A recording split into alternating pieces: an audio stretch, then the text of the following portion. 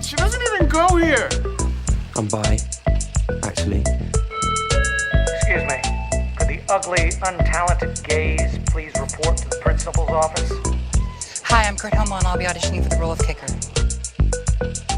Hey! Welcome back to Not So Straight Nerds. Yeah. I am your host, Luke, And I'm Alicia. and we are some Not So Straight Nerds. Yeah. And well, first we got to talk about the vibe check before we get into. We're both very excited to talk about what we're talking about today, which is Snow White. But we got to do a vibe check first. There's a lot to talk about. Yeah.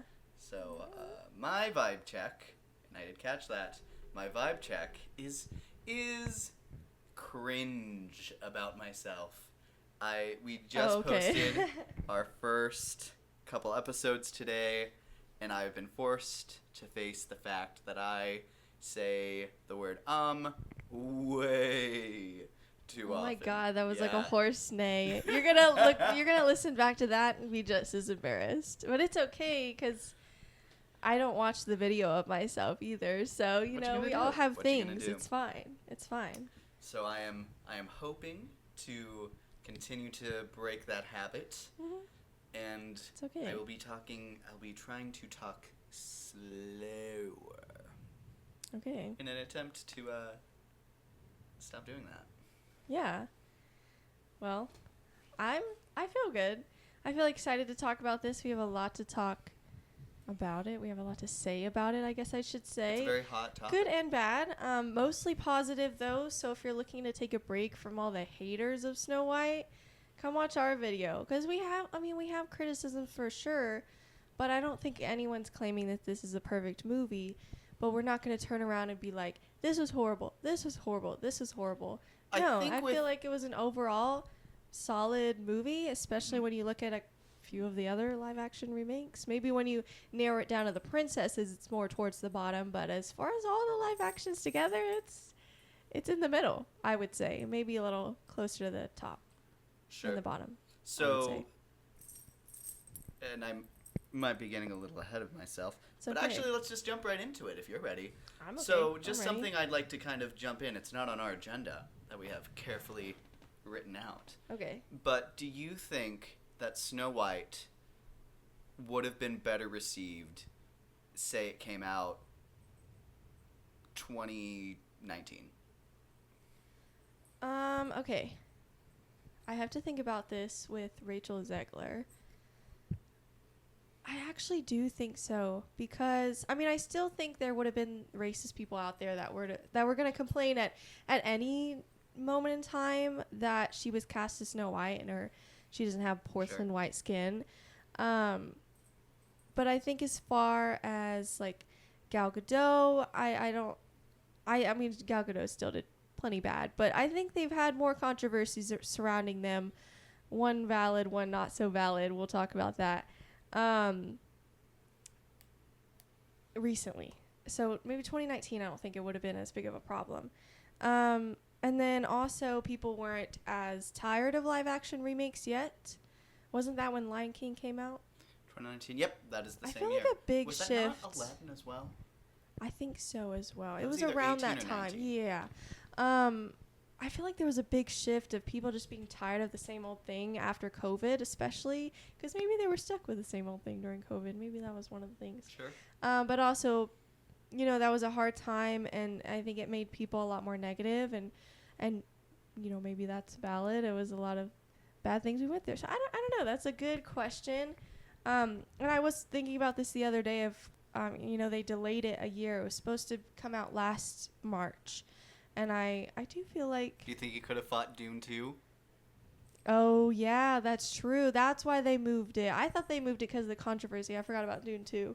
Hello? Don't mind the bed Don't being mind a my little cat. alive. She likes to get under the covers and Oh, hi. I don't know why. Oh, That's probably the most in-shot she's been yet. Yeah. For those watching on YouTube. yeah. Anyways. Yeah, that's true. It would not have competed That's the with cat, Dune by 2. the way. I don't think we mentioned. That's the cat Roxy. She's our third co-host. Yeah. Doesn't She's talk the much. owner of this podcast. She runs everything. She's main our supporter. manager. She's our Oh. manager. She hates me. It's a miracle she's a I'm good not that manager. yet. No, just kidding. No, just kidding. Yeah, I think it would have been better received a year ago, but I do think the competition. I agree. I think with time, a lot of the controversies have gotten a lot worse. Yeah, For it's almost things like what both happened. in and out of their control. Yeah, it's almost like what happened to the Marvels, but then instead of just releasing pretty soon after that, which I mean that didn't go well for the Marvels either, but I don't know. It's something to think about. Maybe that would have helped, maybe it didn't. They're not doing terribly right now in the box office, though. They're not doing great. Well, I mean, they're on par with Aladdin, and we're going to talk about that. And they're also pretty on par with the opening weekend for The Little Mermaid as well, which both of those movies had way different ending worldwide box offices. So we'll talk about that later. A March movie? Yeah, no, it was Memorial Day. Yeah, and then I don't know when Aladdin released, but That's going to be Lilo and Stitch's release date. yeah, Lilo and Stitch is getting that Memorial Day, and we know that movie, whether or not it's even good, is going to make a lot of money. I'm really interested. A lot of people think that's going to be a billion-dollar contender. So I think so it's too. going to be really interesting to see the conversation about Disney live-action remakes with both of those coming out this same year. Mm-hmm. Although then I think it also poses the question, can you even count Snow White as a this year movie in the same sphere as Lilo and Stitch? Because it's just been worked on and delayed for almost 5 years now. Mm-hmm. Do you think that could also be a part of it, with it just being kind of lost in, like, the concept lost between all of the reworks over all of half a decade? Mm-hmm. It might have been, and I watched Mulan for the first time today, the live-action remake. I have not watched that yet. I was reading about it, and they said they were actually working on the live-action since 2010, and that movie came out 2020. Mm-hmm. Interesting. Yeah, even before Cinderella. And then it was, as they described in, I think they say, like, production hell or whatever. There's, like, an actual term for it. Mm-hmm. Where it just is not going to get worked on. And then somehow it got brought back, probably because they were doing every live action. So they're like, oh, well, sure. we thought about Mulan a while ago. So, yeah, I don't know. Some good discussion. So something I did want to start doing on this show that I thought might be interesting is, Alicia, if I were someone who didn't know if I wanted to watch the Snow White movie, and, like, your livelihood is on the line, your cat will attack you. Be careful. Okay, if you can't convince me to see this movie. Okay. What's your pitch to me to see this movie? Forget everything you've heard about it. Forget the controversies. Forget everything. Try to put it out of your mind. Thinking back to the other live actions, I would compare it probably, I feel like quality-wise, it's on par, which you would probably disagree with because you didn't like the Aladdin live action, but I did. I would say it's on par with Aladdin and Little Mermaid. I've heard people compare it to Cinderella, and I see why. I think I enjoyed Cinderella, and I think it's a better, more well-made live action, but it's its own original story, and I know a lot of people are not big fans of the original animated Snow White movie. They have a lot of complaints about her voice, her not having depth. What is it? The prince not even having a first name. That's how little developed he is. I don't even know if he's called Prince Charming in that movie. I think people just gave him that name. That's how little the characters are developed. And I think this movie does what Cinderella does really well, or not as well, but well enough to where you would enjoy the movie, where they make it its own thing. Don't go into it thinking this is going to be a copy for copy, like Lion King kind of live action remake, which that wasn't, I guess, live action, but I think it looks so real that, like, it's trying to pass as live action. Yes, sure. Exactly. And so go into this thinking it's its own thing. Rachel Zegler sounds amazing. Brace yourself for the evil queen. That's gonna be rough, but if you go into it, brace yourself and think of the prince as Flynn Rider. That is my pitch. Mm-hmm. He really is. We'll get into all of that later.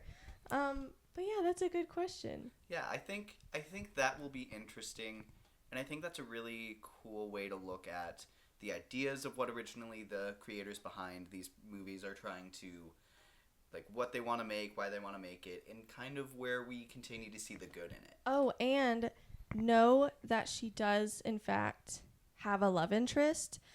Some of her comments, which Disney wanted her to push, by the way, that was not her comments. We'll talk about that as well. Suggest that she's only caring about being the leader she's going to be, and that is her main motivation.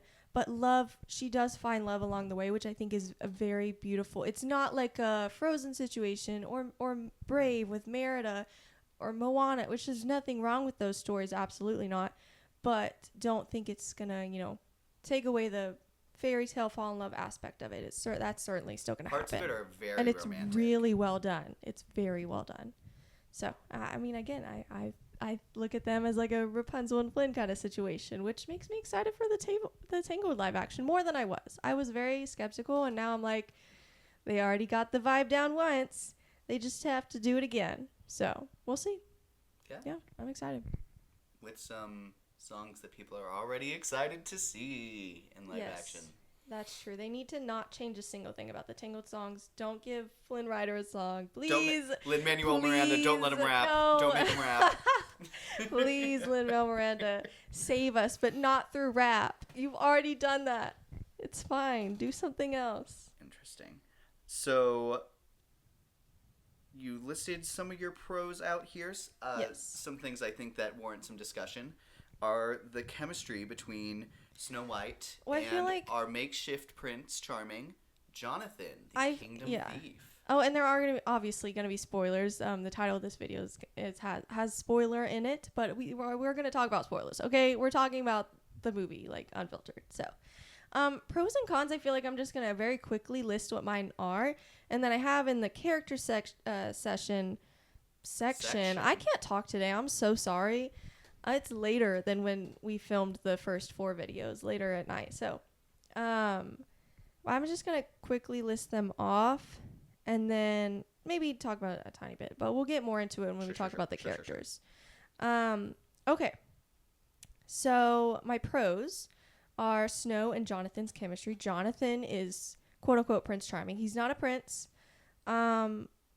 His name's Jonathan. He's like Flynn Rider. Jonathan. Their chemistry is so good. And I was also thinking about this because we listened to a lot of Grace Randolph, and she brought up a really good point, which you should look her up. She's pretty cool at like the business side of things. And she if you want to know numbers. Interesting discussions for sure. Yes, whether you agree with them or not, that depends. That depends she brings every up video. Some interesting discussions that it's interesting. It's thought provoking. That are thought provoking for sure. But she brought up a good point where she said that she could tell that Jonathan's actor was from theater, and that's where he was from. And I think Rachel is too. One of our friends was saying that she had, in her opinion, some weird facial expressions, but I think that's just because they're very expressive. They're very theater-like. And I think that can be off-putting in a movie, but since it's like Rachel Zegler and I knew what I was getting into and it's a musical, I didn't care. And I think that connects them in a way, like they're both very like from theater. You see, I actually took the facial and like the weird facial features, which I don't think either one of us think it's weird. I don't think it's weird. I think that's just how you look when you hit those notes as a human being. Yes, because there are some notes like Rachel Zegler. You can say whatever you want about her. That girl can sing. She can sing. If she is anything, she is a singer. Absolutely. And her voice is beautiful in this movie. A highlight of the movie, for sure. So, and could you voice over her looking pretty and singing with the vocals that they use? Mm-hmm. I suppose you could. It might make it look a little unrealistic. Off. I feel like you'd have probably this, maybe not the same amount of people, but it's just a real way of showing how she would sing, how a person would sing that note in the place she's standing. Does that cost the movie a lot?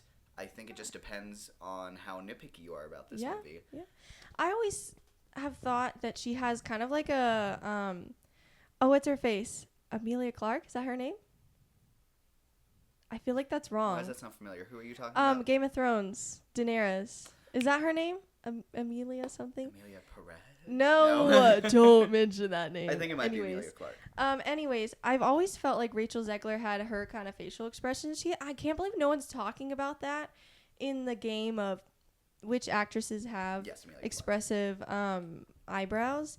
Rachel Zegler is up there. She just has, it's her whole face too. It's not just her eyebrows. Her face is so like full of expression. And I think for a Disney princess that works really well. When she's soft, you can see that in her face. And when she's like more stern and like confident, I guess, not that, you can see that in her face. And when she's singing a powerhouse song, you can see that in her face. And I don't mind that. I actually really like that.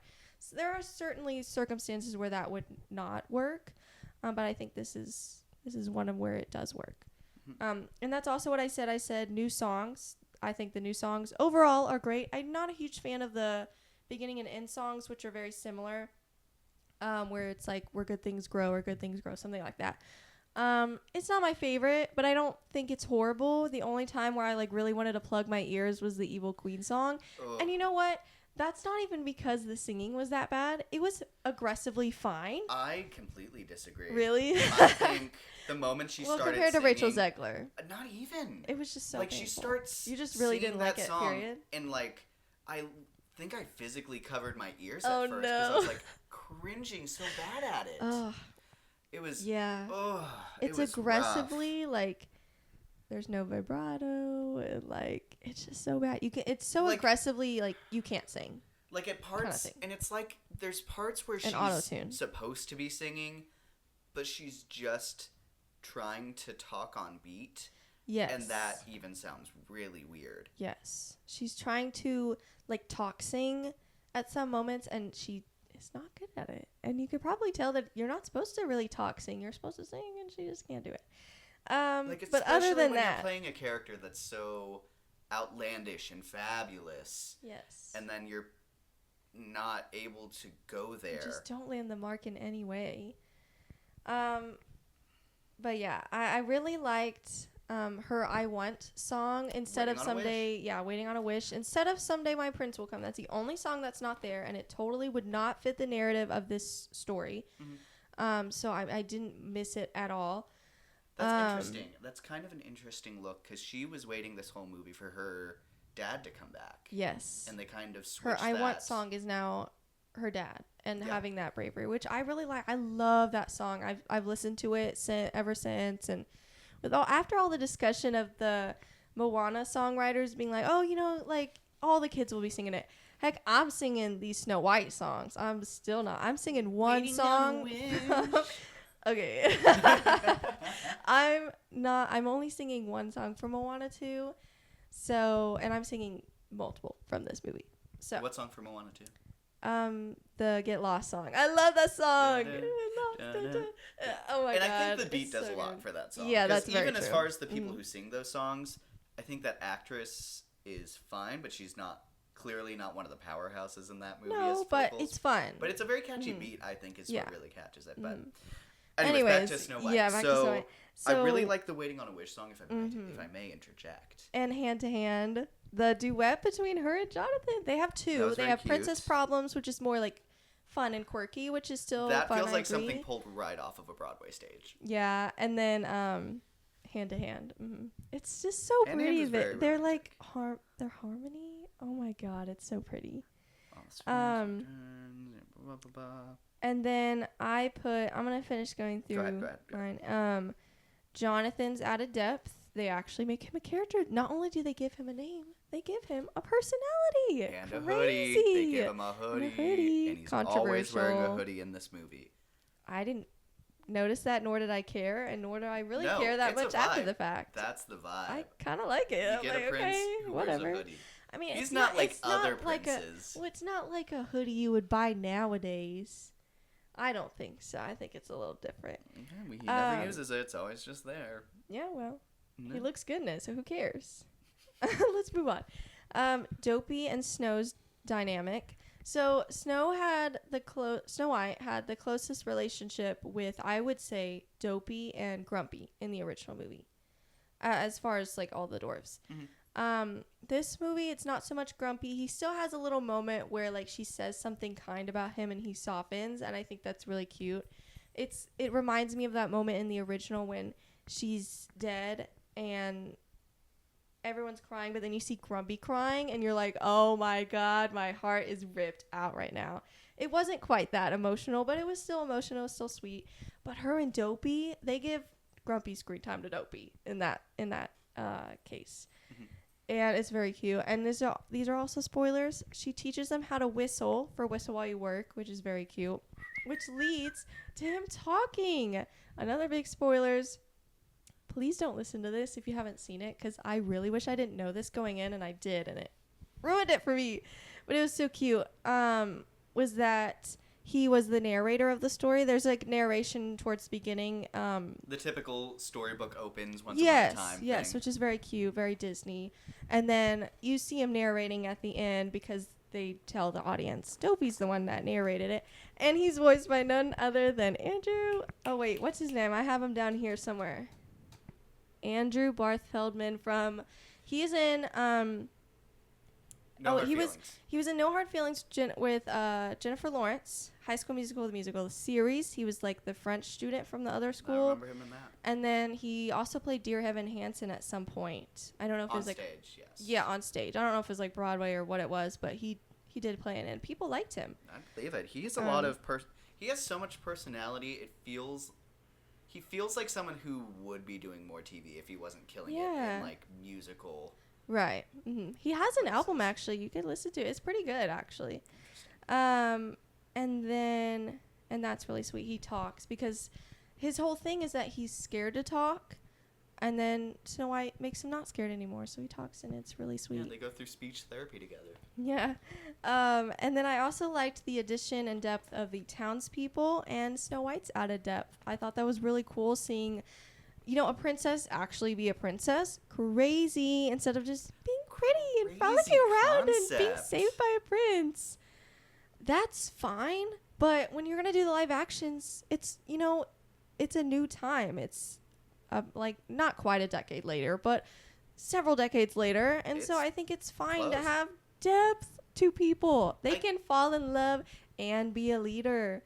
Crazy concept. I think that might also tie into the type of world building that movies, whether they just inherently do it, or there's just a desire for world building among modern audiences. Absolutely. I think regardless, it's just so ingrained to look for how this world works and like the rules that you establish with your audience that weren't always there.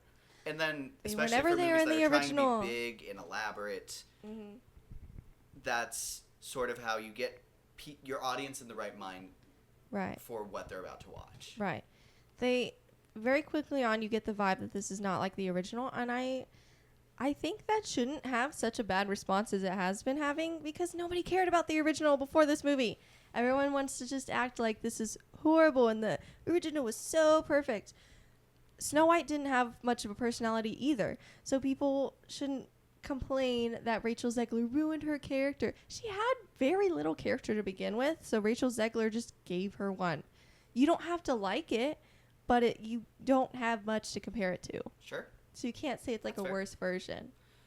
And I would say she adds the personality that is in this movie for Snow White is very sweet and very sincere, which I think is really absolutely nice when you're showing what a Disney princess and what that idea is in a way of making it a role model. Yes. She has that necklace, and I can't remember everything on it, but it's being fair, being kind and true, and all of these words that her father instilled into her, and what she values, and then the whole movie is about her becoming the leader and what she saw in her dad. Yeah. And you see her really kind of learn and grow into these values, and then eventually step into those values and using them to do what's ultimately right for her people. And I like that she has this moment where she gets called out by Jonathan because she is so kind the whole movie. And I think she's valid to be scared of the evil queen like everyone else is, but he has this moment of you live with her. at least try to do something about it. You can't say to me that I shouldn't steal when I'm trying not to starve to death when you're not doing anything either. It's totally fine if you're kind, but there's a line there. At some point you have to do something or shut up and stop complaining. Yeah, basically. That's very Into the Woods. Nice is different than good. Yeah. And she learns that, and she grows into good. So, and she becomes the fairest of them all. Yeah. No, I really liked the relationship with the town people. And then this kind of goes hand in hand. Snow White ending the movie ruling her own kingdom. I may need to rewatch the animation. So if I'm wrong about this and complaining about something that doesn't happen, please let me know.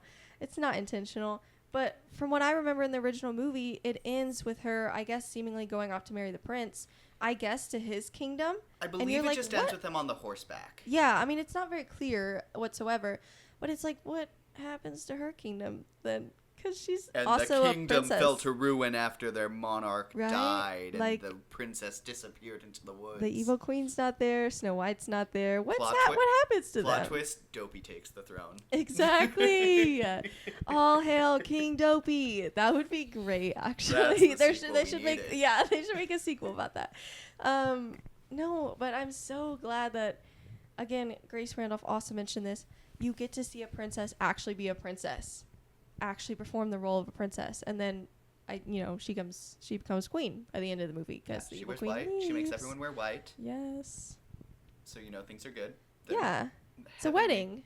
It's again, it was giving very much like the ending of Tangled, which they weren't wearing white, but it was very much like a celebration of what they accomplished, and everything's good again. So yeah, I'll kind of quickly go through my cons. The first part I'm gonna talk about a little more than the others. The cons I had with the movie, and this is more like surrounding the making of the movie. I'm very tired of Disney hiring people that don't look like a twin to their animation counterpart, and then that inviting racists. That's going to bring in racism and hate, and then they're not defending them. And then they're using them as a way of being like, see, we have diversity. We have a Latina, what is it? Snow White. I don't know why I blanked on that.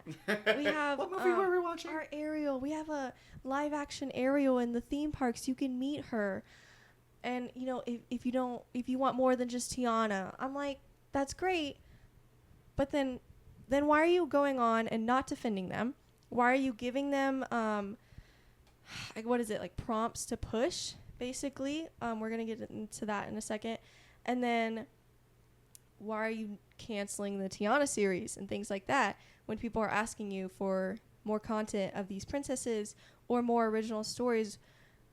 You can't have both. Mm-hmm. And they're trying to have both. They're trying to play both sides, which has been a big argument or criticism for Disney the past several years, and I think it's a very valid criticism. You can't ride both lines because then you're going to lose everybody, and you're going to deserve to lose everybody. Yeah. So, not that I want Disney to never cast, only have like white leads from now on. That's not what I'm asking.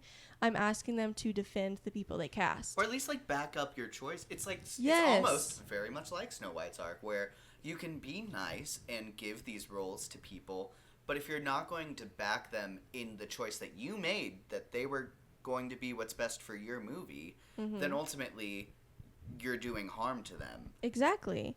And you're being horrible by then using them as a number in your diversity tally marks. Sure. That's just not how it works. So I don't know what the solution to that is. Because I know a lot of people are wanting to cast people of color for Rapunzel. And a lot of those fan casts they're really talented, and I would love that. But Disney needs to actually defend them, or I don't want them to have to suffer being cast in that role. I don't want that for them. I want them to have the opportunity, but not the hate. And so I don't want Disney to cast them if they're not going to defend them. I feel like maybe that's some kind of contractual obligation that kind of goes into place. Maybe. At least in the vein of the things that we tell you to do and the fact that you are in this movie that we are paying you to be in. And that would come from the managers of the talent to be like, my client is going to work for you. You are going to use your $1 billion resources to support this decision that you made, Disney. And we're not going to let you put the talent that I represent in harm's way under the bus for exactly. your decision. And use them to uplift your company. Yeah. You can't have it both. Yeah, I agree.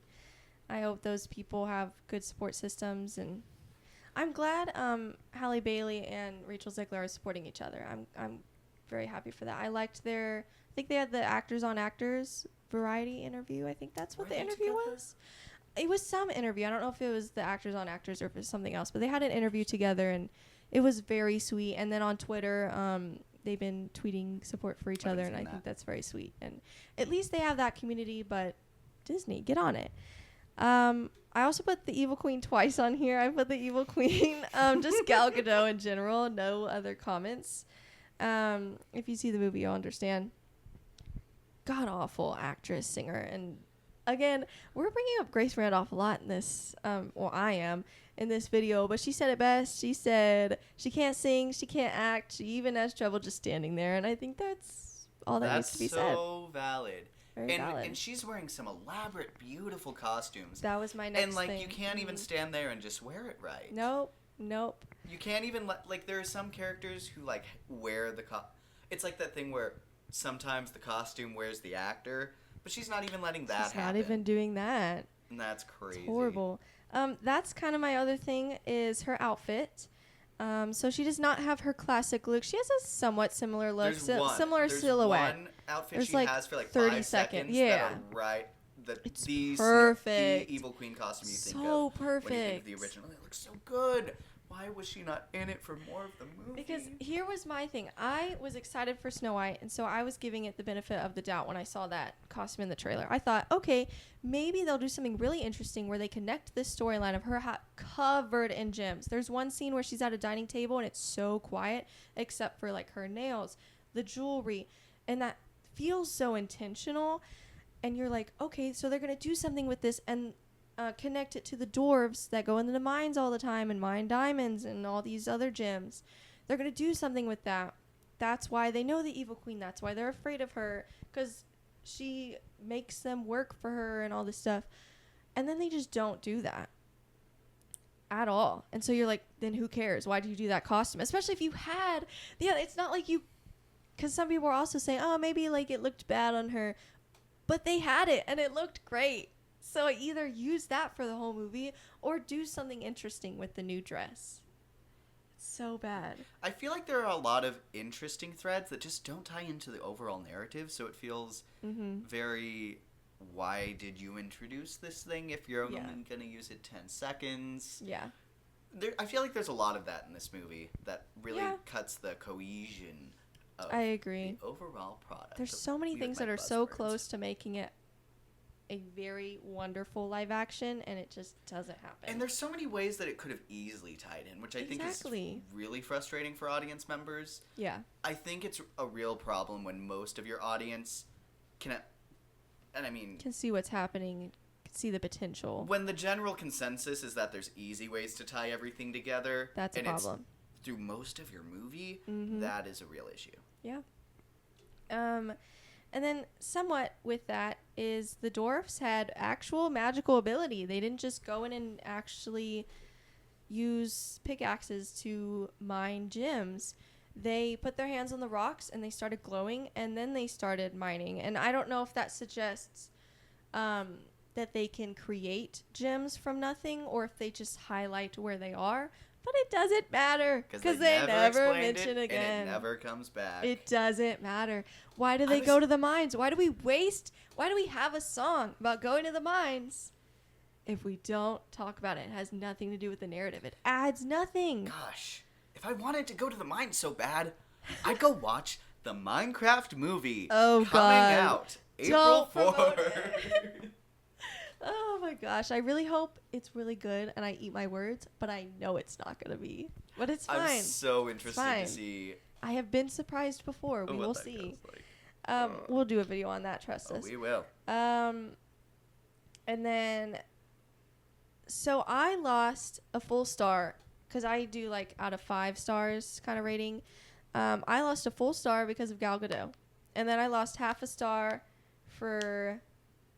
I guess I'm stuck between 3 and 3.5 stars. I've been thinking about it more, and I had it at 3.5, and I'm now leaning towards 3 because of those like things that never connected anywhere. There's so many things that are just out there and don't do anything for the movie, but they could. Yes, but in the moment, I dropped one more half star to 3.5 because the ending scene when she finally comes back to the kingdom, because she's gonna rally the kingdom together and stand up to the evil queen together. You're ready for this powerful moment. You know she's going to deliver a speech. And then initially, be patient, I'm getting there. Initially, she doesn't. She doesn't say a single word. I don't even think she has any sort of facial, like prominent facial expression. There's a girl that she gives a flower crown to in the opening song. Forever ago when they're children. Forever ago. Like, I don't even know how many years ago. Half a decade ago. Oh my gosh, sorry guys. You're on something today. I know, I really am. And then you see that girl again. She's somehow conveniently holding the flower crown still. Whatever, that's not a big deal. When that's, I saw that's that, nitpicky, it's but like whatever. a dead crown in the theater, I was like, Time to girl, let go. you It's gotta time to let throw that it thing go. That thing's like 12 years old at this point. No, but she puts it back on. She walks over to Snow White. And she just And they happened to start have singing. it that day. In her hand. She didn't even have to go get it. And she literally had it in her. She said, "It's been my bracelet, it's been my necklace, you know my what she necklace said? ever since I got it." You know what she said?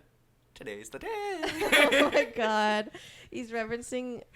See the woman in the yard next weekend. Let's go. Gosh, I hope for your sake that's good. 'Cause you've been saying that every day, multiple times a day. It's driving me nuts.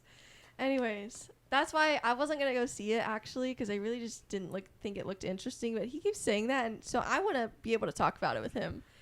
I just think and I hope it's bad, so he can not talk about it. That woman in the yard, like that actress is, she ate that line. I can't even lie. She ate that line. It's just so, it's so good. Yeah. It just makes me so happy every time I hear it. Yeah. And then, let me see. Yeah, and then they start singing, and then the rest of the villagers joins her. And then after they're done with their song and reach the front gates, that's when she gives her powerful speech. And that actually fit really well, but I wish she at least said something like... And also, I thought about this too. Jonathan didn't even recognize her. But everyone and so else does. Everyone else did. Okay, like I guess because she's wearing red. I don't know. They all follow her right up to the castle, and she's like, "I surrender." Yeah. No, but I mean that's another nitpicky thing. Who cares? Like you can have some suspense of relief or whatever. Suspension of disbelief. Disbelief. My bad. When it's a fantasy movie, especially Disney, but that could have been a great moment to be like, I'm something like I'm Snow White and I've come back to defend you and take back the village. We've been living in fear of the evil queen for far too long. It's time to stand together and bring back the kind kingdom we used to be, or whatever. I'm my father's daughter, Snow White. Something short, 10, 15 seconds, then have your song, and then have the main big speech. That's it. That's all you needed. It felt awkward and empty to me that she just didn't say anything. And maybe to other people, they were like, that's so powerful. She didn't even have to say anything. Sure, but that's not what I got. Sure. It happens. Anyways, those are my pros and cons. We'll talk about more into the deep dive, do a deep dive of the characters in a second, but I want to hear your pros and cons. So some of the pros I put, one of the biggest ones I can think of, I would say after Rachel Zegler, because we've already touched on her. Yes. I think she's easily the best part of this movie. Yeah. Vocals, I think her acting as a gentle and learning princess stepping into leadership, I think that's all great. Mm-hmm. After her, I would say the visuals of this movie look really nice.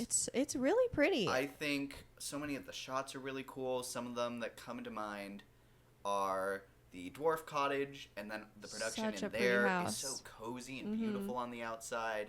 I think I really love the scene of her running through the evil dark forest. Yes, right out of the original. Absolutely. And that just looked so good. And then to when me. the sun came out and everything and all the animals came out, just like the original, and that's one of the prettiest scenes in both And then that movies. deer tells her to break into these people's house in the middle of the woods. He said, "Here's a house that's actually preoccupied, but who cares? Just sleep in their bed and then act scared when squat they're in there." This house. You can legally take their house. It's just like real life. Go in there, It's lock crazy. the doors, and it becomes yours.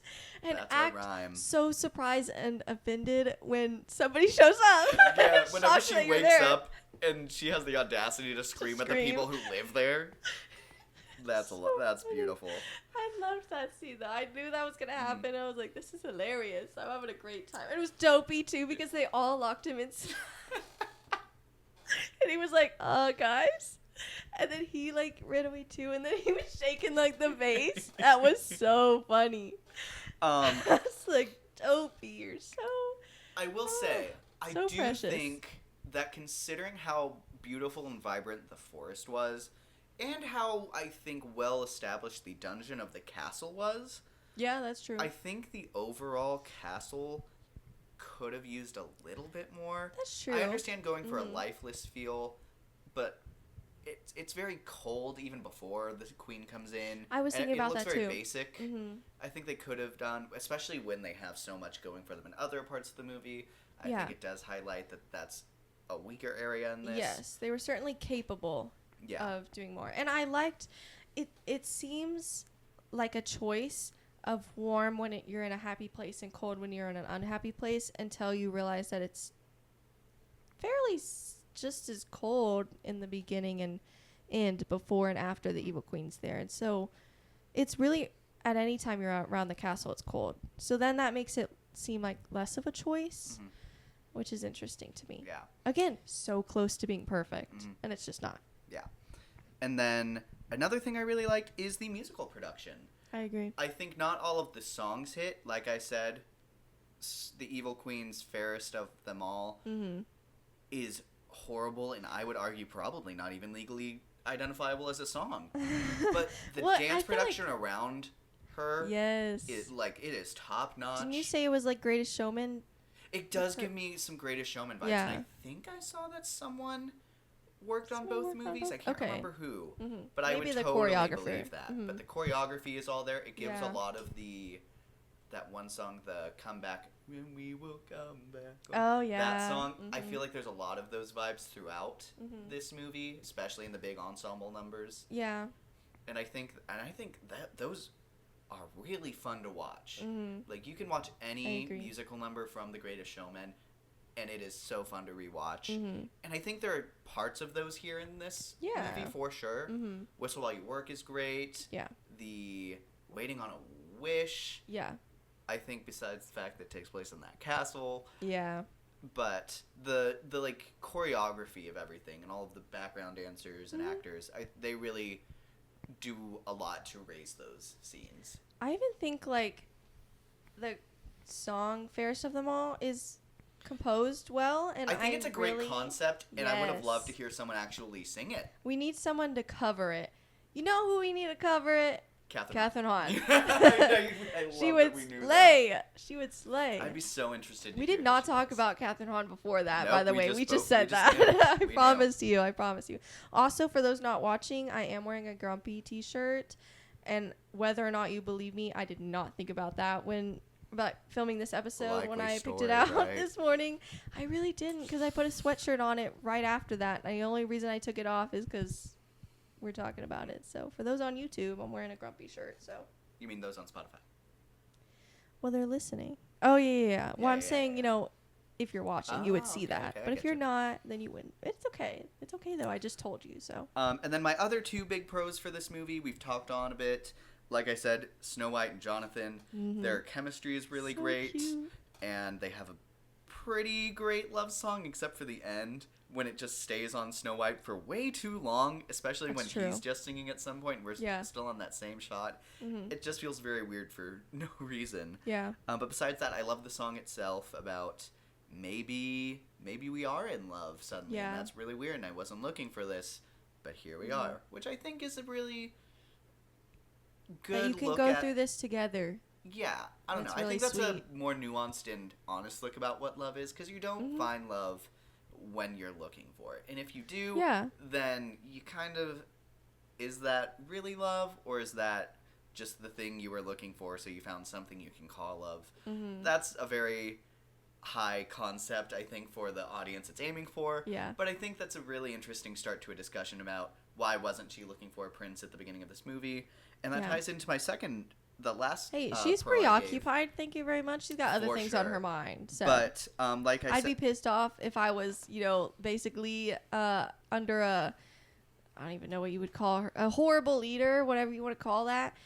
And my princess was more preoccupied with love than being leader. Sure. I'd be so pissed. but I love that she is a princess first. Yes. And the movie does a lot to show why people follow her, and then why there's benefit in following her.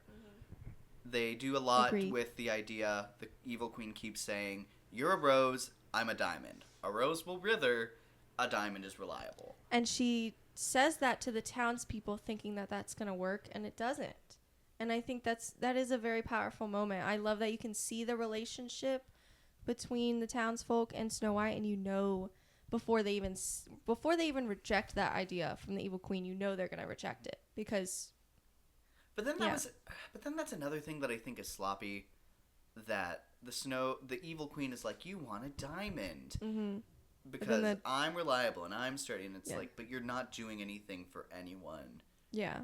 and you're just keeping all the diamonds. It would be different if it was a look at, like, I've made all of your houses beautiful. You have gems and beautiful things, but you're miserable. Or even if it was like, I am consistent, I'm hard to break, anything like that. And then, a rose is fragile and can fall at any moment or die at any moment. Like, that would be a better argument. And that's just not quite what the argument is made. Yeah, it's very vague, and I feel like there are much stronger ways to go about it. I agree. But it's such an interesting concept. I don't know that it bothers me so much that it's a bad argument, because the evil queen really at the end of the day is just trying to keep power and be powerful. She's not a good leader. Sure. And I don't even think she would agree with that. I think she's more just lying to herself, being like, well, I've given them everything. We really haven't, but you want power. So, But and you don't care. You don't have empathy. So my thing I is, don't know. you can either be the evil queen that's like, you have a fabulous queen, and that should be enough for you. Mm-hmm. But it's I've done so much for you. Mm-hmm. And that's like, okay, That's so are true. you evil, or do you care what these people think? Yeah, she's trying to give herself more depth. Those are counterintuitive. Yeah. Those are very counteracting points, I think. That's true. That's fair. So, but there's so many interesting ideas, and I just wish that it was cohesive enough to kind of twine everything into a stronger narrative than what's there. I agree. Some of the things I didn't like, we have beaten this to death, but the evil queen. I'm going to bounce off of that one, though. Okay. I think the magic mirror could have been better. The visual, I think, is great, but you want to know what just irked the hell out of me?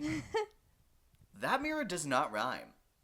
If I got a magic mirror and it you didn't did rhyme say to me, that I would bring it back and ask for a new one. Okay, well, that's nitpicky, but you know I what? don't know, like, I'm going to it's- say it's valid. Like, because I'm pretty sure, or at least in some version of the Snow White tale, I remember the mirror rhyming. Mm-hmm. And I think someone was trying to tell me that it rhymed in its last rhyme, like, you will never be fairer than she, so now you're dead. Whee! Or something. Yeah, that's exactly word for word. But- That's a direct quote. And No, yeah, I see then what the you mirror- mean. I don't know, that feels like such a simple thing that would add to that scene and make it a little more fun. Mm-hmm. But it just never rhymes, and it doesn't. But it feels like it's almost trying to, because he talks in a cadence as though he's trying to rhyme. That's true. It's so. I It's don't know, like the it's Beyond just so song. Slightly off. It's yes, like it's Beyond a lot. It from gives me Moana a bit 2. of all of the songs from So Moana 2. close to being good, and it's written like it's supposed to rhyme, and it just doesn't. And the next time you listen to that song, it's gonna bug the heck out of you. You did because not know that no song in Moana 2 rhymes. Now you do. Now you do, You've and you woken will up. tell. You will we've ruined the songs for you, and I'm so sorry. And then another thing I was saying is that I think there was an issue in the way they advertised it, as though it was a remake of the original animated movie, and I think this is just so much Strong. its own thing. Yeah. It's like just so much its own take with essentially the costumes. And I think I think people could have been receptive if you advertised it as a modern take on Disney's Snow White. You know, maybe they should have added more Jonathan. I feel like Jonathan was barely in it, and maybe if they showed, like, hey, here's the love story. This is what you want so bad. Here's the love story. Mm-hmm. And maybe they're like, oh, so they're actually going to develop some of these characters. Cool. Yeah, maybe that would have helped. Or maybe, like, a scene with the townsfolk. Like, maybe they could have done the clip of Snow giving the flower crown to that girl, and then the girl putting it on her head and being like, oh, there's going to be a connection with the townspeople.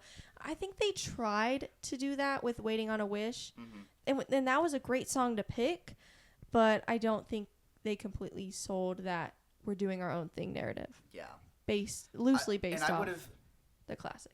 And I think, like I said, they have a lot of really interesting ideas here that aren't in the original. Mm-hmm. And I think, like, there's so much value in retelling that in a modern and a relevant way. Yeah. Maybe if they had advertised it, people would have gone into it different. Yeah. But another thing is... You put Mulan's similarities. That's interesting to me. Yes. Because you don't mean the live action. Oh, no, I mean the live action. I think... Okay, because you haven't seen it, so I'm interested. I think just in the way it's received. Because there's so many changes that people hear, that they respond to, and then there's cast issues involved with it. Yep. More so on this one, at least double. So... Yeah. But undeniably, it's more... Would you say, as someone who watched it, I would assume that this is more true to form than Mulan was? Yes, absolutely. Mulan had a lot of big changes. I just watched it today. It was not great. The whole thing is like you're taking away 3 of the most beloved parts of the original, which I'm going to be very quick on this because we're not talking about Mulan. I'm sorry. Shang, Mushu, and the songs. You don't have any of those. Actually, they do have Shang. He's the commander, but he's like 60. So, I mean, he's not the love interest. There's a different guy that's supposed to be the love interest. Again, stupid. Why do you either have Shang or don't have Shang? But whatever. Either tell Mulan or tell a different story. Yeah, but, and that's fine because some of those things they took out because they were offensive. That's fine. Replace it with something that's not offensive. And yet, from what I read, the people, or a lot of the Chinese viewers, were still offended. So it's like, so you made a bad movie and an offensive movie. At least the original was good. At least one. You gotta choose one. No, but I'm like, if you're gonna put in that work, and a lot of people complained that the crew wasn't primarily Chinese, and I feel like you could tell like they didn't really care about the story or know about the culture, and maybe that would have caused it to not be offensive. Maybe if you took the input from the people who are saying it's offensive, you could avoid offense. But they didn't do that. So yeah. You could take offense instead of ride the fence. Anyways. Just pick a side. Gosh. You cannot do both. Pick a side. Anyways. And then my last con, and I really want to hear your take on this. Okay. Is that in this movie, there are 7 dwarves. We all knew that. Yeah. Actually, it's not called Snow White and the 7 Dwarfs. One, which we keep saying that because that's what people know them as. But it is the little people community, which actually in this movie, they're magical creatures, supposedly. That is what Disney has called them. Because dwarves are a magical creature. In the movie. Well, even just in lore. Like, dwarves are... Oh, yeah. Like I'm trying to think of the right word, but like a magical creature, like in the same vein as like fairies or trolls. Okay. Dwarves are part of that. Yeah. But then dwarfism is an actual thing in real life, and I don't know where I was going with this. I don't know. Oh, I'm trying to say like that's why we're saying it. When we're talking about the little people community, absolutely we're going to say little people. Yes. But when it's Snow White and the 7 Dwarves, we're going to say dwarves, obviously, because that's what they are. Otherwise, people, I feel like people would get confused.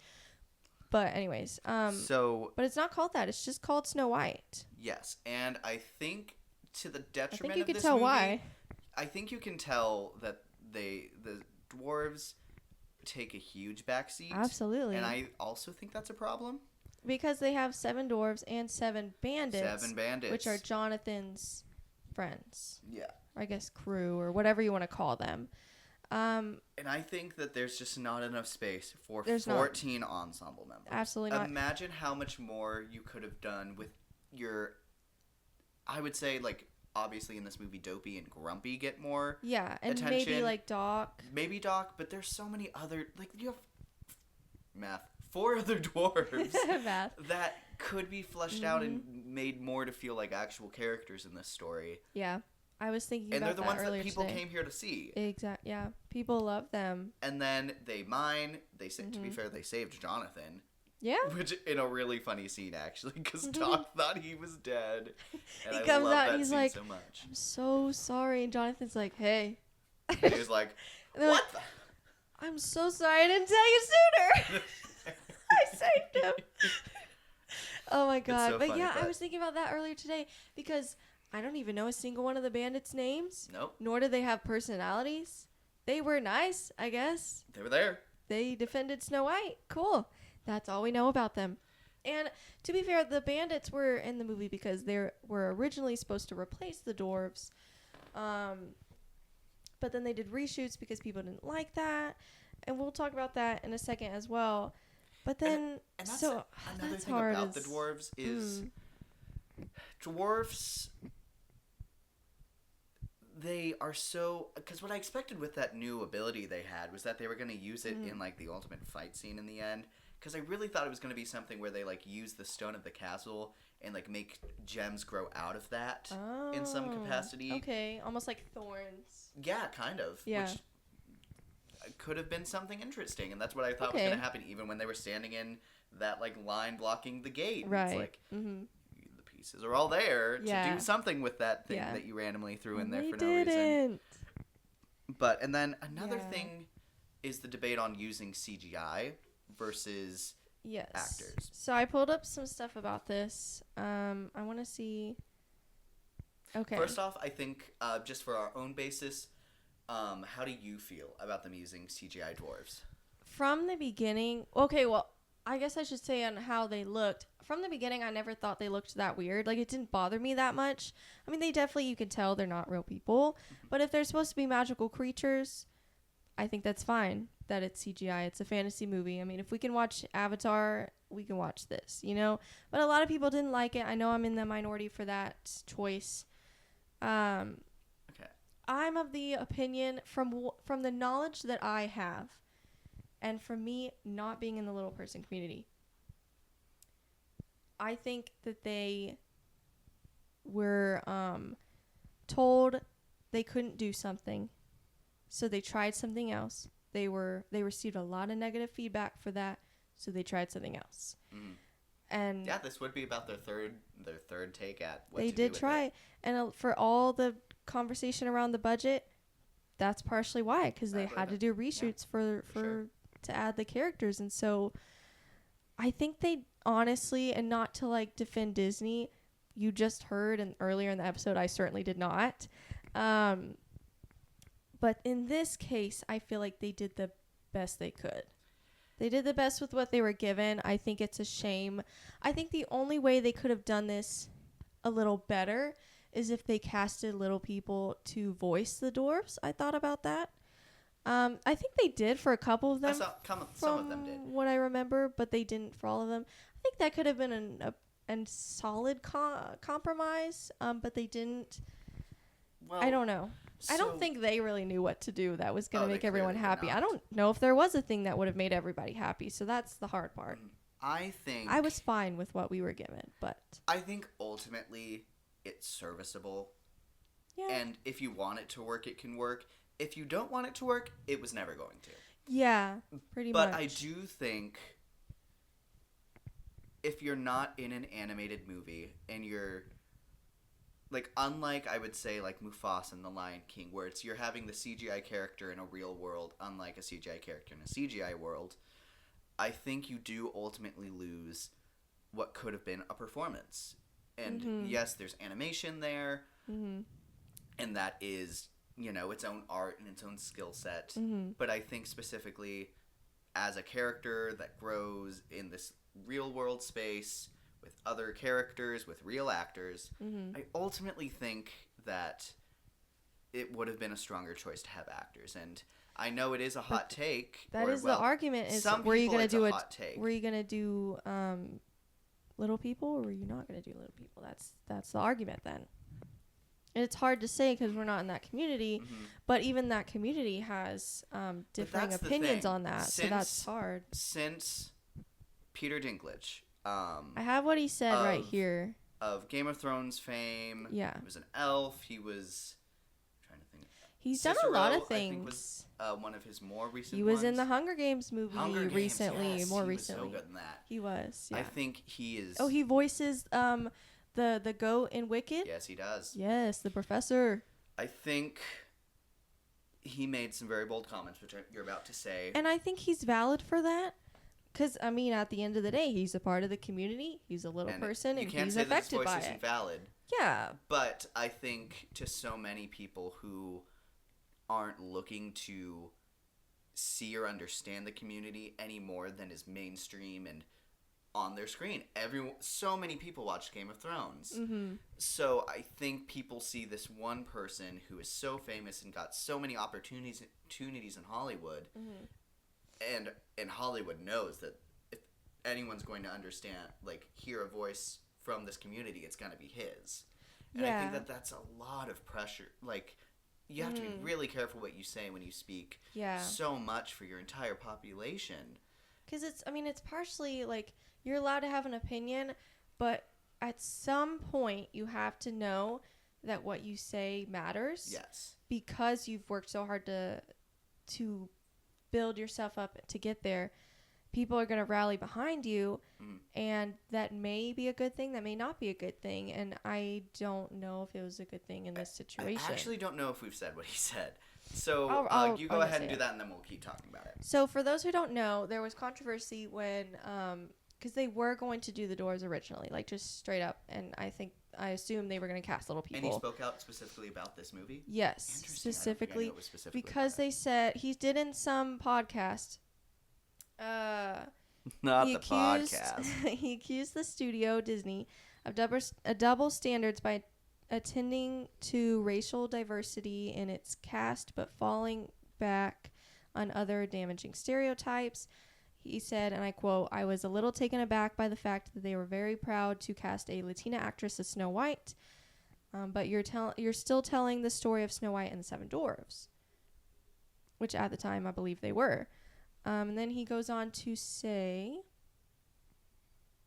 "You're progressive in one way, but you're still making backward." I'm taking out some curse words. Making a backward story of the Seven Dwarfs living in a cave. It's a cottage. Yeah, which they never lived in a cave, but whatever. That's not, whatever. What are you doing, man? Have I done nothing to advance the cause from my soapbox? I guess I'm not loud enough. So that's, he's certainly, being very bold and saying, I'm saying this. But that's the thing. Even to this point, and he's done so much to show that you can be in this community and do more than a dwarf role. And I think he's been given so many opportunities to show that. But then again, the only other role I can think of from the Little People community in recent pop culture mainstream outside of Peter Dinklage is that one guy from the Joker movies. There's not a lot. There's certainly not a lot. Minimum. And then here he is clearly trying to speak out for the good of his community, but you know what you did specifically from this conversation? You cost 7 people in your community paying jobs. I wouldn't say that was his intention, but it still matters in the conversation. It still happened, and he's still, as far as I've seen, the intent is really good, but essentially and that he hasn't taken. Yeah, he hasn't taken accountability for it. He hasn't apologized. He hasn't, he might. I don't know if he still stands by what he said or not, but I'm going to keep reading what he said, and then I'm going to read what another person in the community said as a response. So Disney responded on the Good Morning American show, I think it says. Who spoke on behalf of Disney? I don't know. They responded in a statement that said, to avoid reinforcing stereotypes from the original animated film, we are taking a different approach with these 7 characters and have been consulting with the members of the dwarfism community. We look forward to sharing more as the film heads into production. So I don't know whether or not they actually did talk to people in the dwarfism community. I have no idea. I'm not really sure if at the end of the day, I mean, it does matter, but the damage is still done, if you know what I mean. Mm-hmm. I will say they did change some lines from the original movie. There were lines that were such as like, oh, these beds are so tiny, you know, they look like they're for like children. I think she calls them like so cute at some point. Definitely, like I could easily see how that's offensive, and they don't have that in this new film. So they certainly tried, and so I would believe that they talked to the community, but then in the movie, it's not anyone from that community. It's a fictional character that was animated. Yeah, and I think the compromise is find someone from that community that maybe does script work. And maybe have them be a part of, like, making that narrative so it's an example to show that, hey, our voice was heard. Your voice is heard. These characters have value. Flesh them out more as characters and not these, like, these, like, little animated creatures, but as characters and people with their own drive and purpose within their own world. And this, I think that would have been a better and more productive way to look at this instead of don't give these people this job. Yeah, I think is ultimately at least what Disney took away from it. And I think, like I said, whether Mr. Dinklage wants to acknowledge it or not, as seen from this example, he will have so much input in your community, and like you gotta take that very seriously, especially when you have a microphone in front of you. Yeah, and I have heard complaints that little people in their cast, they are tired of being cast as characters that are little people. Like they want to just be their own person Roles and exist. That could be part played of by their anybody. They want to be able to play, and that's very valid. And I think if you take away the lines that make them seem like children or so cute and tiny, like the obviously offensive comments, I think if you take that away and take dwarves from the title, what makes them? I think that's a good point. Could this have been the same movie if they were the same size? If they weren't dwarves? Yeah. And I think yes. Well, I'm saying if they were played by little people and just you don't acknowledge it. Yeah. Like they're just characters. Yeah, that's it. They just live together because they work together. What says that they're not just any people? Yeah.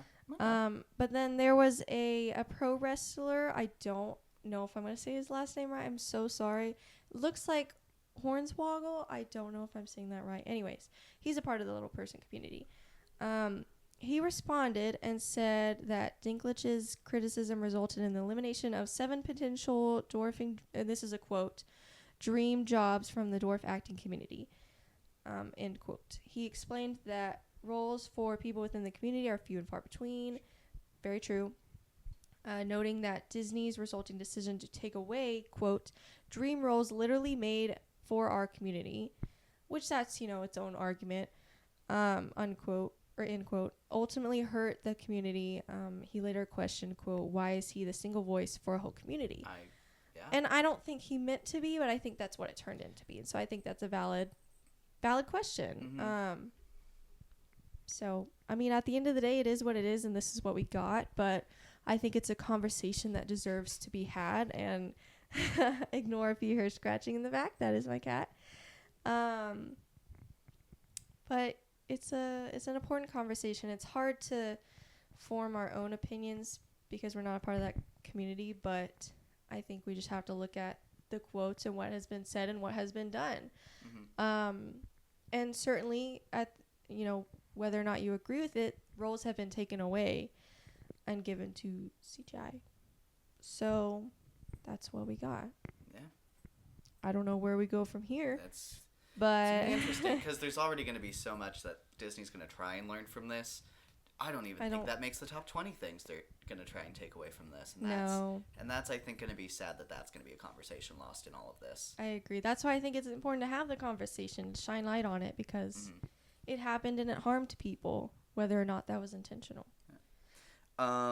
Let's move on to characters. We've touched on a lot of this. Characters we haven't talked on. Any dwarf stuff we didn't message. I feel like we went through these top I do want to pretty touch quick. on, I'll just kind of look through the points I had. Yeah, go ahead. Rachel Zegler, obviously great singer. No notes. Perfect. I really want to point out her acting range. I thought she had a great range between the moments where she was softer and kind and more like the classic princess type, I guess, but also when you have that added depth of is the word quippiness, is that what it's called, when she's more courageous and she's having banter with Jonathan. Banter, yeah. I can't think I don't know if quippiness is the right word or if that's even a word. Quippy, yeah. But I think she did a great job at that. She did a great job when she stands up to the queen of being brave and courageous, and she has a good range. And yes, and I really loved the depth she also contributed to Snow's character. It's not just the writing, it was her as well. It's those facial expressions, that body language. I agree. I also personally loved her outfits. My favorite was when she was in the full classic costume with the added blue part around the skirt and the little red bow. Perfect. I love the red shoes too. I love how it ties it in. But even when she's in the forest and those two things get ripped away from her, she still has the red shoes. She still has the classic outfit.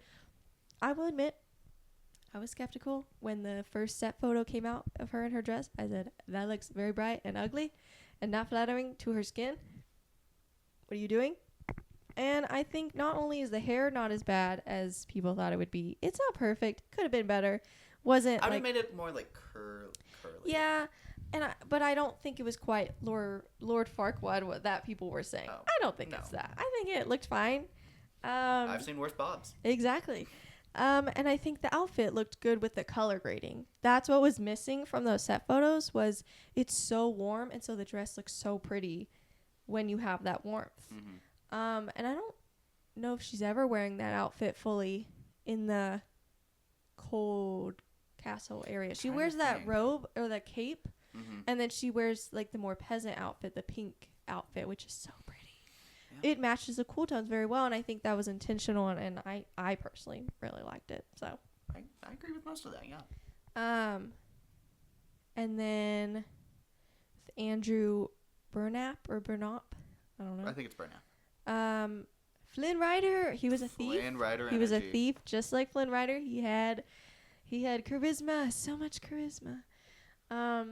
Banter, he was flirty, but not like, I'm in love with you, like from the beginning, kind of stalkerish character, like the original Prince Charming. When Rachel Zegler was like, she's not going to be stalked by a prince and fall in love with her stalker, she was so real for that, because low-key, she's right, because that's all he was. All he did was hear her sing, think she was pretty, thought she was dead, kiss her. Yeah. What I guess he did in this movie too, but it was way more developed. And I was listening to the Hand in Hand song. Oh yeah, no, the other that's day. definitely like a hey.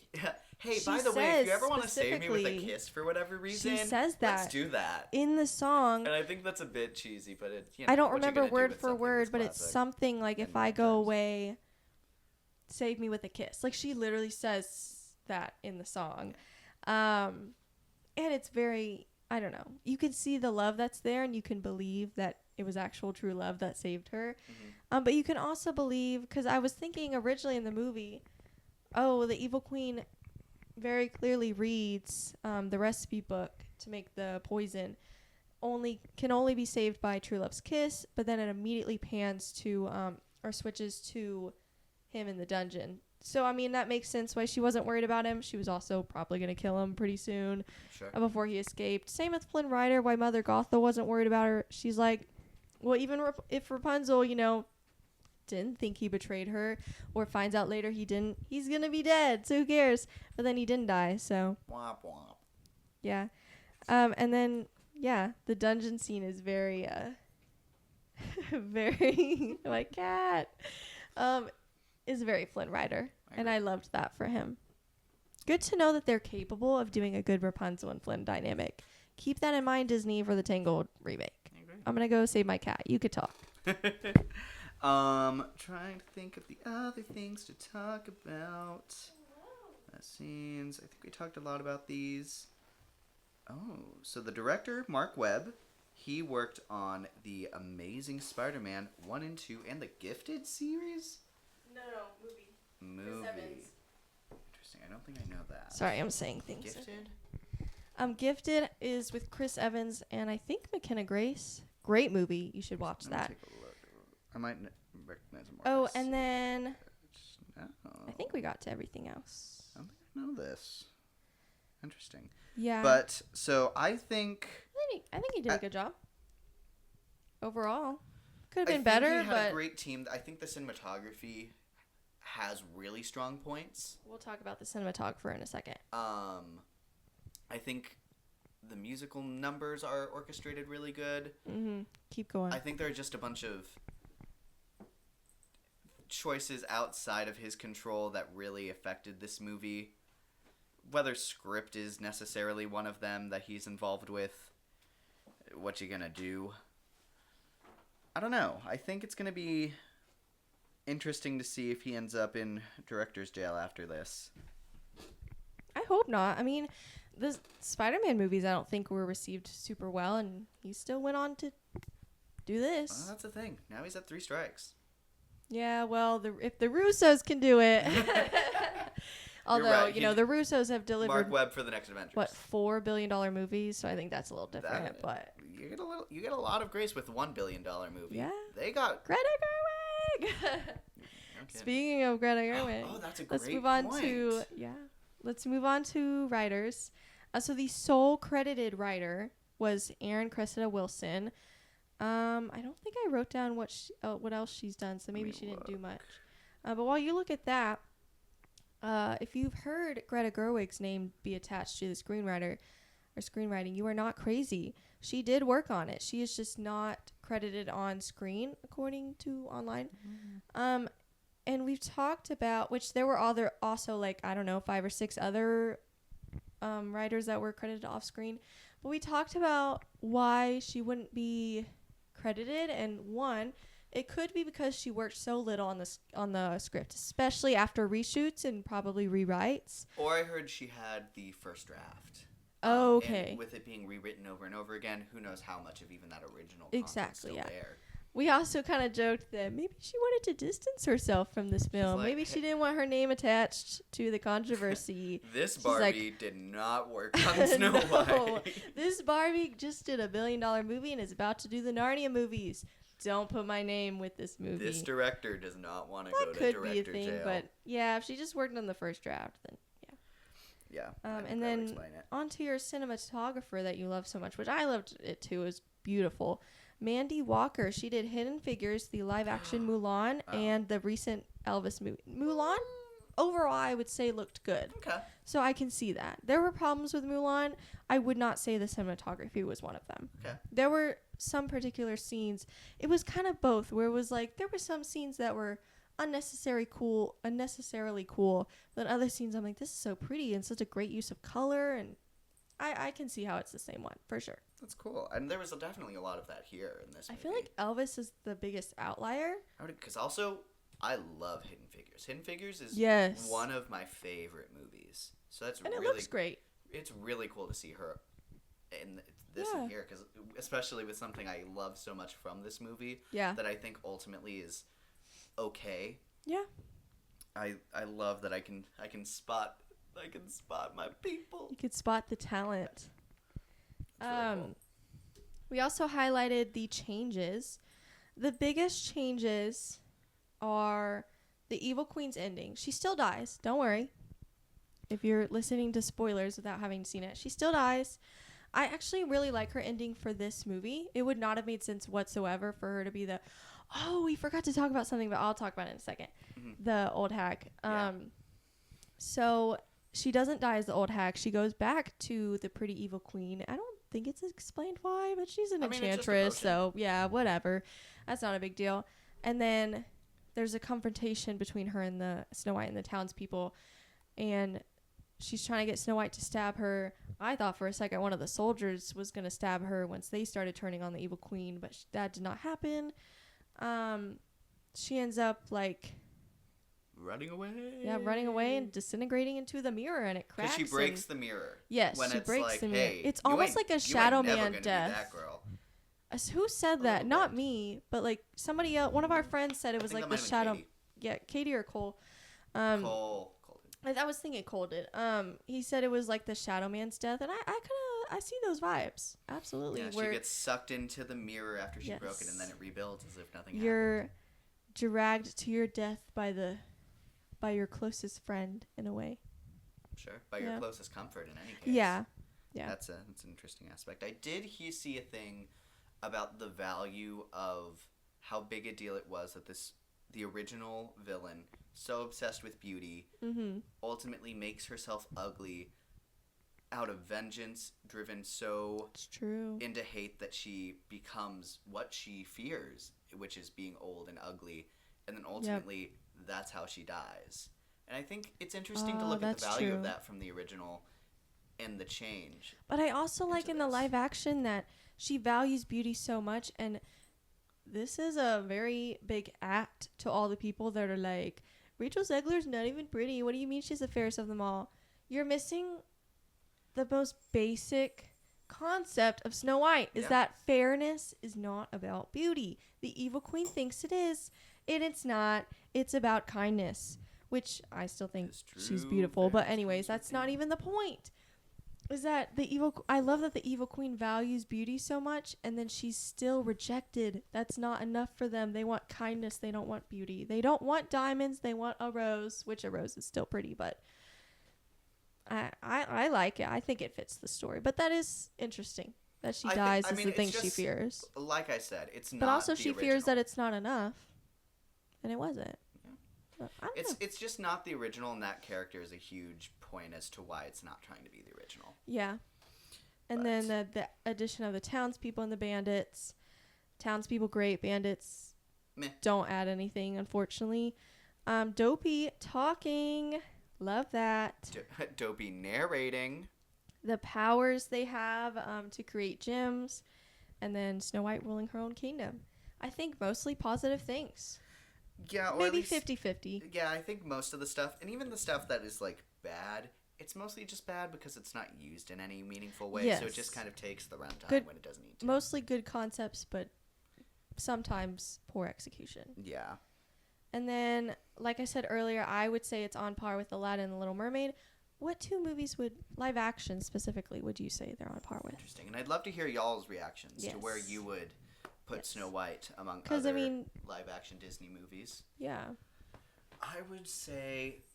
Like, I like Aladdin. Are we, He doesn't, Are we really. talking box office or quality? No, quality. Quality? Solely quality. We'll get to box office very quickly. I don't know. I like some of the ones that people don't like. And like you said, I don't like. I think the Aladdin one has a lot of I problems. think that's and kinda that was a 50-50. $1 billion movie. Yeah. So $1 billion. So was The Lion King, and so was Beauty and the Beast, and that still has some fans and some haters. So I would say, if I had to, and I haven't seen all of them, I would say this goes near. because I feel like the Maleficent movies can count too.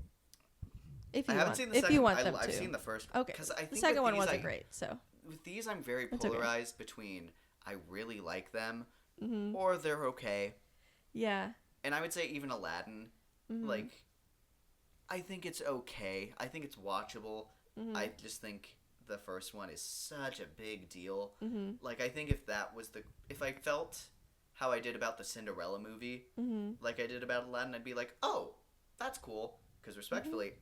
I think the original Cinderella is one of the worst You know what's crazy? Disney princess movies. I'm not the biggest fan of the original Aladdin movie. And that's valid. I'm so sorry. I love that one. I'm and there's, so There's sorry. a reason so many people. It's fine. It's it. fine. It's not bad. It's not. It's better than mediocre.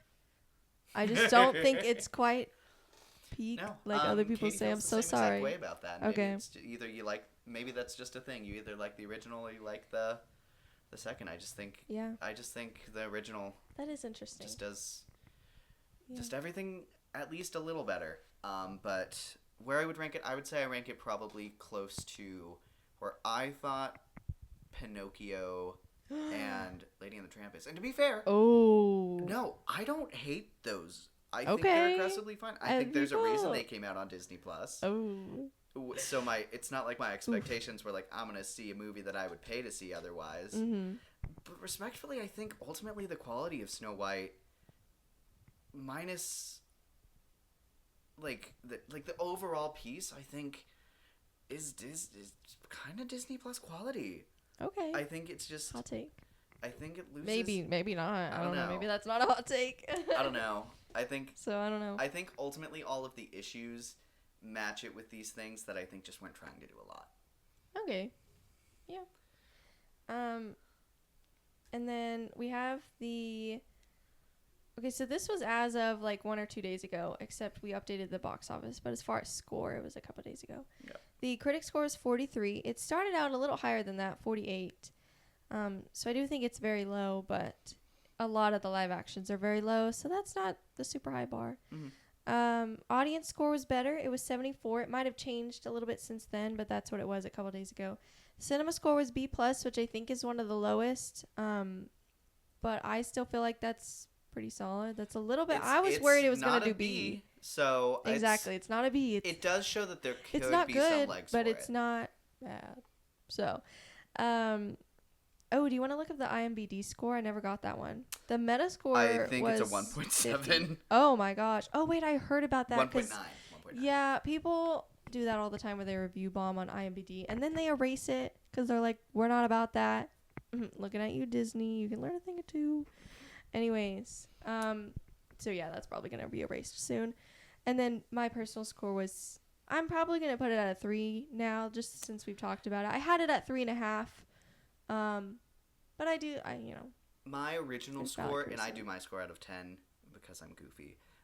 I had it originally You at still a had it 6 at out of 10. yeah, so 3 but out of 5. Actually today, the more I thought about it when thinking about this, I dropped it down to a 5.5. I think it's fine, and it does a couple of things really good. But like we said, there's so many good things they just don't use, Yeah, and they so easily could have. It yeah. ultimately feels like they just kind of passed out halfway and was like, When I feel like at the end of the day, it's not as bad as people are saying. We're Sure. certainly you're never gonna catch us being on the hate train of like, this movie sucks. This movie is the worst movie I've ever seen in my whole And there are life. so few movies we'd be like that about in the Yeah. first place. That's what I'm thinking. Like with the Marvels, there were certain people, which I'm not gonna mention it because that's not what I want to do here. But there's just certain people that had opinions of it that I think you can have an opinion on a movie, but at some point, especially when you have a platform, it gets harmful, and you become Variety. I'm looking at you, Variety, with the Marvels. That was messy and that was unprofessional, and that's not what we're about. Well, and that was at a time when Variety was literally being paid by It was people so within bad. Disney to try and make its leadership look bad. But modern people just don't know that. They just see headlines, and we still definitely go live with in a it. society Yeah. where people like to be told what the mainstream thing is, and Yeah. instead of kind of looking at the facts in their own right, let's say, hey, someone did the fact checking for me, so I feel like we do a pretty good job, and we're going to try to do our best looking at things and saying, if we really didn't like this movie, but we think our review is going to be harmful, we're just not going to do it. sure. Or we're not going to talk about it in a way that's going to be harmful. Like, that's what I feel you like can we try talk- to do here is we try to talk about our criticisms, but we're not going to turn around and be like, don't watch this movie, or like, Yeah. we're not going to try to, Because I think it's all about Harm having the movie. constructive conversation. yes. Like what nuance. was the best outcome of this movie? And I think that's like Yeah. how do you get to what that idea is? Yeah. I think if you go in with the idea that a movie shouldn't exist, inherently that's kind of an anti-art thing, because who are you to say Yeah. what should and shouldn't exist from Exactly. someone's Someone's going to like it. someone's ideas and a lot of people's labors of love, whether that's someone in the costumes who was super passionate about it, someone in the editing and it's their first job. I think it's really easy to say, like, what's a movie?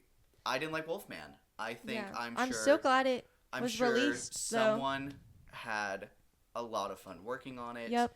And I think it has some interesting ideas and concepts.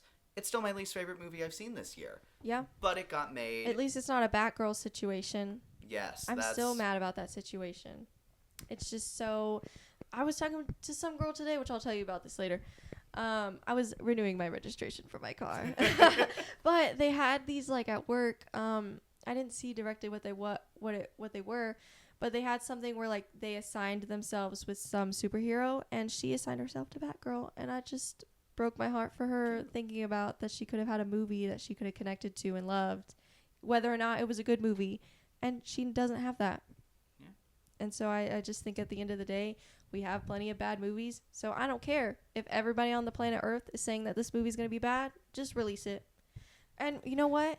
If it's that big of a deal, release it on streaming. That's if the you thing, 'cause must, you've but at already least spent release so much it. money on it. Yes. Like, well, because you get tax breaks if you write it off, which is frustrating. That feels scammy. Just That's release it. You've had gross. every studio has had plenty of bad movies that flopped. What's one more? What's one more? Honestly. So that's our But thoughts anyways, on Snow White. Wait. One more. We didn't talk about thing. box office. Oh, Just yes, want to say, yes. opening weekend earned 87 million, which is close to Little Mermaid, which made 95 million, which that released on Memorial Day. So that's pretty low for Memorial Day, or at least Snow White is pretty high, I would say. Either one. And then 91 million for Aladdin, which I don't know what weekend that released on. But the interesting discussion, we have to see what the legs are, because Little Mermaid only went on to make little more than $500 million, and Aladdin made about $1 billion. And they had pretty similar opening weekends. And so, I mean, it's not going to make $1 billion. No. Honestly, I think it's going to be lucky to make what Little Mermaid got. But I don't know. It's interesting that the opening weekend was on par with those two, and so we'll see what legs it has.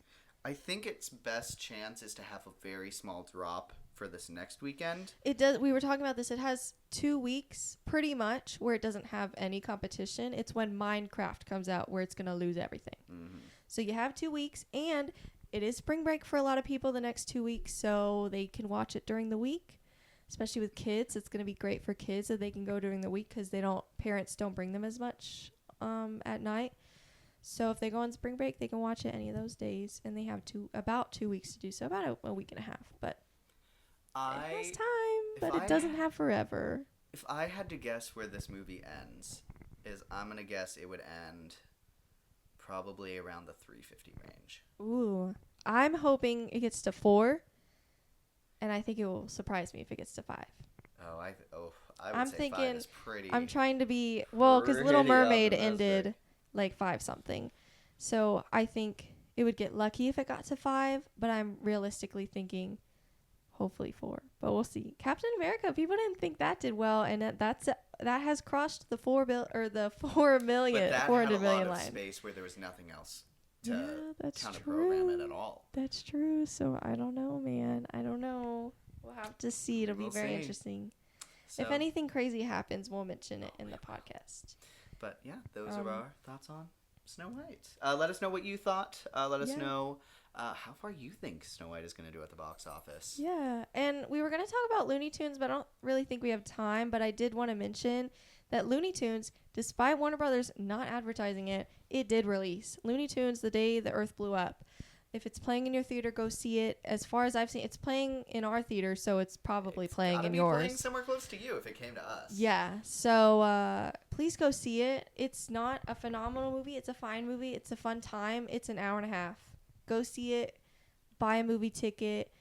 There's not really much coming out the next 2 weeks, so go support it because Warner Brothers is not treating Looney Tunes as a whole very well at all right now. They just removed all the content from their streaming service, which then what's the point of your streaming service if you don't even house your own stuff? If you support animation, then you should watch this movie because Yes. the idea that this movie came out shows that some people Somebody find value believes in it. Mm-hmm. that big studios honestly struggle to see with animation. Yeah. So even if it's, I wouldn't even say like okay, it's aggressively good at what it's trying to be. Yeah. It's just, and that's worth seeing, and that's art that deserves to be seen and not just shelved because it didn't have a chance at being this huge picture. So I would definitely recommend it. I went through a big Looney Tunes phase as a kid, and I really loved it. So here's to hopefully Wile E. Coyote versus Acme getting the same treatment. And I'm sure that would get a bit of a bigger boost than this movie did. I think so. That was pretty big on people's minds for a while that they also shelved that one. But now there's talks that they might unshelve it and sell it to someone else. Sell it to Ketchup, the ones who put out this one. Yep. So let's hope. I don't know because this one's not doing well. So I don't know. It depends on how That's Ketchup why you should go Entertainment's see doing. it. Yeah. So if you want to see Wile E. Coyote versus Acme, this is how you kind of use your power as the consumer to try and make that happen. Yeah. You watch this movie in theaters and show that you can, there might be value in them buying it and putting it out. Absolutely. And I know this is a little early, but same with Elio. I know that's, Pixar, I think. Pixar, yeah. So it's not like it's a small company by any means.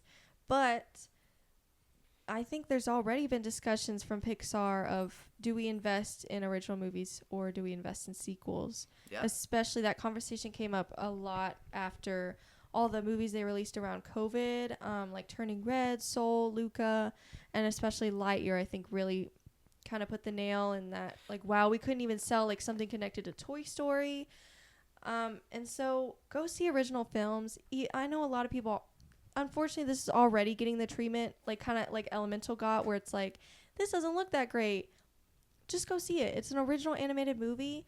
I think it looks cute, but who cares? You know you're going to go see Zootopia 2. You know you're going to go see Avatar. You're going to see Lilo and Stitch. So go see Elio, an original story.